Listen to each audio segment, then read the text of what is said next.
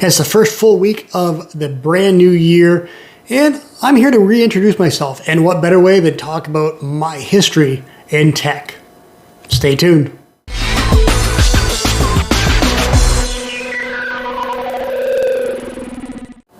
Hey everybody, and welcome back to the channel. My name is Nick Russell, and this is Let's Chat Tech with Nick. Now, this is going to be a more tech-focused video, but I also want to reintroduce myself. Now, I know this video is a week late. I missed a week because, for one, it was the holidays, and I came down with the flu to end 2024 and start 2025. So now that I'm feeling a little bit better, back on my feet, let's start making videos, and we're going to start off with this brand new video to kick off 2025.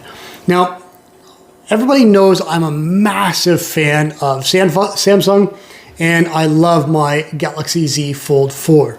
But if you've ever wondered what that is in the background, that was my first BlackBerry I got in 2010. And I was a massive BlackBerry user from 2010 to 2021 before I got my first Samsung. So I put my first Bold 9900 in a shadow box, and my last BlackBerry is on the other side of this video, my Key 2. That was my last BlackBerry. So what happened in between those two phones, before that and after? Well, that's what I'm here to talk about right now. Now, I've always been a tech nerd from very early on, even before smartphones were a thing and we just had those blue Nokia like brick phones, and then even the flip phones that were around that time. But even before smartphones, I started with Palm Pilots and Pocket PCs, which were basically smartphone without the phone, and had your contacts, your calendar. Some had styluses so you could write on a little trackpad on the bottom, a little mini screen on the bottom. But up until I was 2007-ish, that's when I got my first smartphone, and that was the HTC Touch, which was a Windows mobile phone, and not the Windows Mobile that they ended with. This was a phone that you needed to have a small stylus with, because it had a small little start button, like kind of what Windows 95 and 98 was, but on a small screen. Now, that was a terrible phone, to be honest. And I wanted something different. I never liked having something most people had. Palm Pilot was an extremely popular device, and even the Pocket PCs were getting pretty popular. So I wanted something different. And the more I dove into the tech world and did a lot of research, I ended up finding Palm coming back with a brand new cell phone. And not only that, they developed their own operating system called WebOS. That was my first really big smartphone that I loved. Now, Palm came out with what they called the Palm Pre. It was a all-screen phone that had a slide-out keyboard. Now, I will admit the hardware on these were horrible. It was cheap plastic, but that didn't matter to me because WebOS, the operating system they developed, was, I think, way ahead of its time.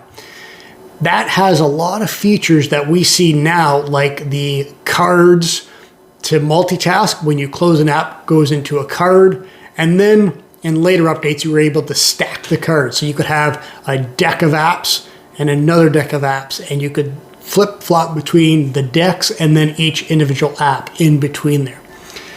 Even better, it had the wireless charging dock. Now, if I'm not mistaken, Palm was the first one to have a MagSafe style wireless charging system.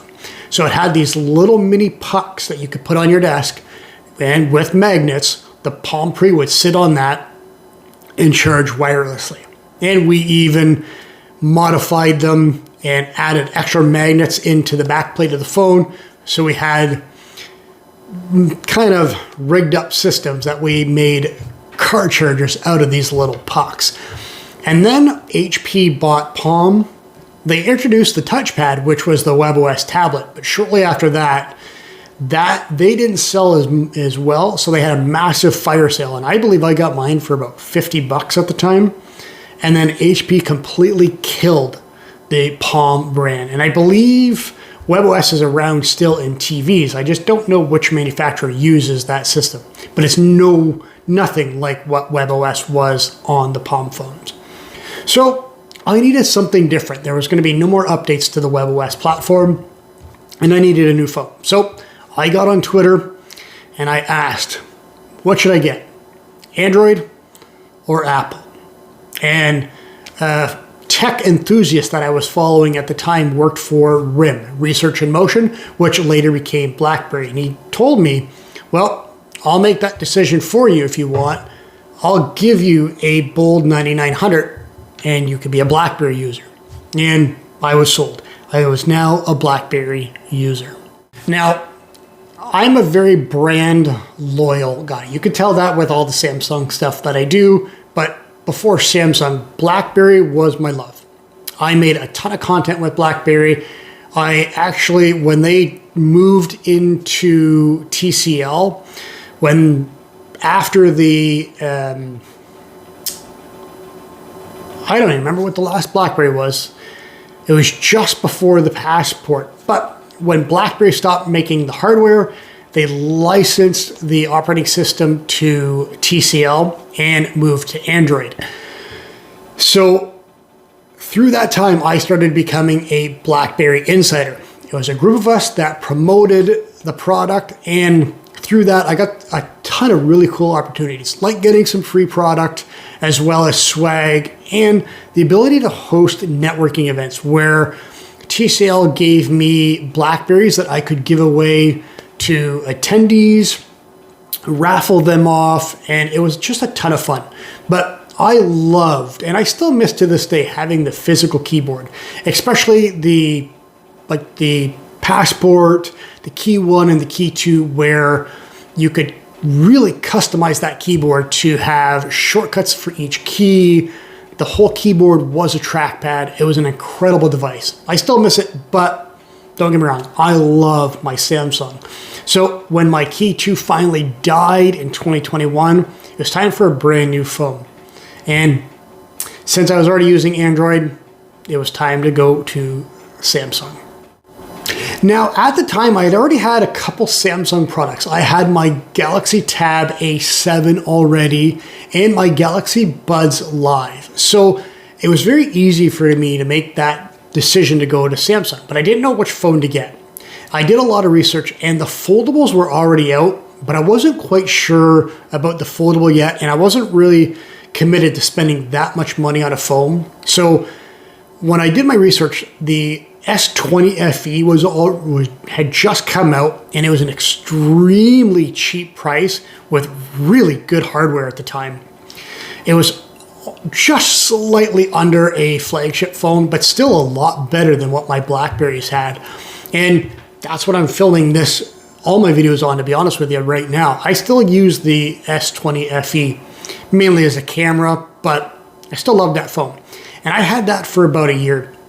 And I did a lot more research into foldables, and my use case, that fit best. Having a foldable where I could still have the phone and use the outer screen for my day-to-day, but also being able to open it and have a small tablet in my pocket, as well as using S Pen where I could take all of my notes and basically have one device that I take with me that covers so much ground. So that's when I went to the foldable phone. Now that we're gearing up to Samsung Unpacked on January 22nd, we're getting ready for the S25 series of phones and the S25 Ultra. I don't know, should I upgrade to the Ultra? Maybe even the Fold 6, or wait till the Fold 7 comes out? Who knows? But that's my history with tech and all of the phones. So what can we expect from this channel going forward in 2025? Well, I do want to try to get my hands on some more really cool tech maybe some phones, hopefully a brand new Samsung phone to use as my daily driver. I do want to unbox some stuff for you, but I also want to talk about productivity in that side because that's something I absolutely love. Like I developed the planning system in Notion where I have my daily, weekly, monthly, quarterly, and yearly reviews and planners all in one easy to use system. And I want to talk about using different apps like Todoist, and then get into things like Ugreen and their really cool chargers. Maybe talk about Spigen, some of the other companies that I love around the tech space. So that's what this year is going to hold. I hope you stick around. I hope you enjoy the channel. And I'll do that, like, subscribe, all that kind of stuff if you want to stick around and enjoy my content. But with all that said, wishing you a happy new year once again, and we'll see you on the next video.